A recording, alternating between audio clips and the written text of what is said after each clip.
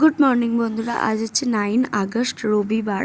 আর আজকে হচ্ছে আমাদের দীঘায় দ্বিতীয় দিন।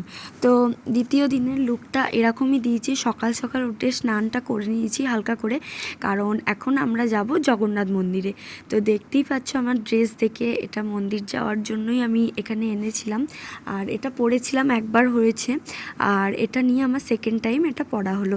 তো যাই হোক, সুন্দর করে সেজে গুজে নিয়েছি আর রেডি হয়ে চলে এসেছি জগন্নাথ মন্দিরে। আমাদের হোটেল থেকে জগন্নাথ মন্দিরটা খুব একটা দূর না, প্রায় ওই 5-7 মিনিটের রাস্তা। তো গাড়ি পার্ক করে চলে এসেছি মন্দিরের ভেতরে। তো মন্দিরটা তো প্রচুর বড় এরিয়া জুড়ে মন্দিরটা তৈরি হয়েছে।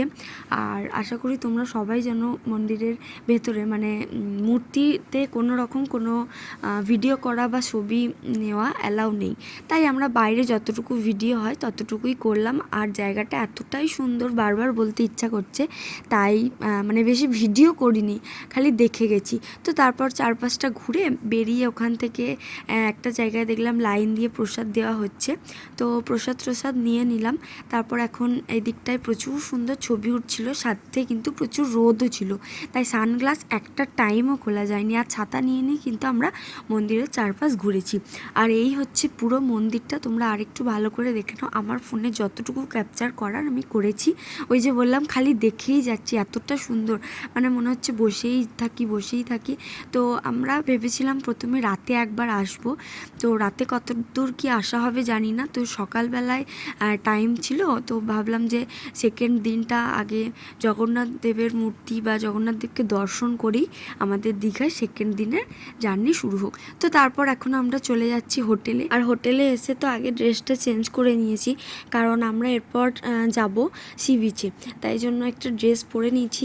আর যেহেতু আমরা সকাল সকাল উঠে স্নান করেই চলে গেছিলাম, ব্রেকফাস্ট করে যাইনি, যেহেতু মন্দিরে যাচ্ছি ওই জন্য, তাই ব্রেকফাস্টটা প্রথমে করে নিলাম। আর ব্রেকফাস্ট চলেও এসছে, এইগুলো নেওয়া হয়েছিল। তো তারপর এখন সবাই মিলে চলে যাচ্ছি সি বিচে। তো সি বিচে গিয়ে একটা কাণ্ড হয়ে গেছে, ভেবেছিলাম ফোন টোন কোথাও একটা রেখে দেবো, কিন্তু এত ভিড় কোথাও রাখতে পারিনি। তারপর তো বর্মশাই আবার হোটেলে এলো সি বিচ থেকে। তো তারপর আমাদের সমস্ত ব্যাগ ফোন সমস্ত রেখে দিয়ে গেল। তো আমরা সেরকমভাবে আর কিছু ভিডিও করতে পারিনি, একমাত্র সিদ্ধান্তদার ফোনটাই ছিল। তাও মানে এতটা ভিড় ছিল, যদি হাত থেকে একবার পড়ে যায় পাবো না, সেই ভয়ে আর ফোনটাকে সেরকমভাবে ব্যবহার করা হয়নি। তো তারপর চলে এসেছিলাম স্নান করে হোটেলে।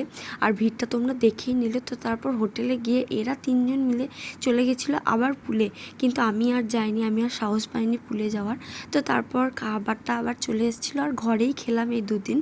তো ঘরের মধ্যে আবার অর্ডার দিয়ে দেওয়া হয়েছিল, চলে এসেছিলো খাবার। তো তারপর খাবার দাবার খাওয়ার পর আমরা বিকালবেলায় রেডি সেডি হয়ে চলে গেছিলাম উদয়পুর সি বিচ। আর এখানে ভ্লগটা কিন্তু বর্মশাই শুরু করেছিল। এখানে কিছু একটা বিষয় নিয়ে আমাকে খুব রাগাচ্ছিল আর আমি রেগে যাচ্ছিলাম। তো যাই হোক, এরকম আর মজা তো হতেই থাকে। তো তারপর এত সুন্দর দৃশ্য দেখে আর কারোর ওপর রাগ করে থাকা যায় না। তো এতটা ভালো লাগছিল।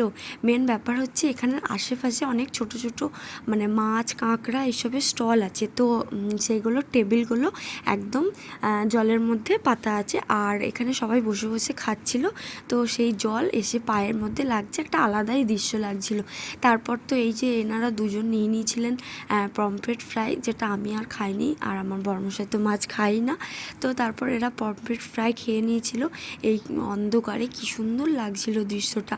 কিন্তু এখানে বেশিক্ষণ থাকাও যাবে না, কারণ বেশি সন্ধ্যা হয়ে গেলে সমুদ্রের ধারে থাকাটা এখানে ইললিগাল। তো যাই হোক, খানিকক্ষণ বসলাম, ওরা মাছটা খেয়ে নিল, আর আমি এখানে কি করছিলাম, টেবিলের মানে ভেতরে পাটা দিয়েছিলাম, আর সমুদ্রের জলগুলো পায়ের মধ্যে আসছিল, খুব ভাল লাগছিল। কিন্তু এই বিচটা না খুব একটা পরিষ্কার ছিল না, হয়তো বা এখানে ওই খাবারের দোকান টোকানগুলো আছে বলে হয়তো সেরকম পরিষ্কারটা ছিল না। যাই হোক, এখানে কিছুক্ষণ থাকার পর চলে গিয়েছিলাম ওল্ড দীঘাতে। আর ওল্ড দীঘার সমুদ্রটাও অনেকটা সুন্দরই ছিল, আর এখানেও বেশ বসার জায়গা ছিল, সুন্দর হাওয়া দিচ্ছিল। তো তারপর আমরা কিছুক্ষণ বসে, ওখানে প্রচুর দোকানদানি ছিল।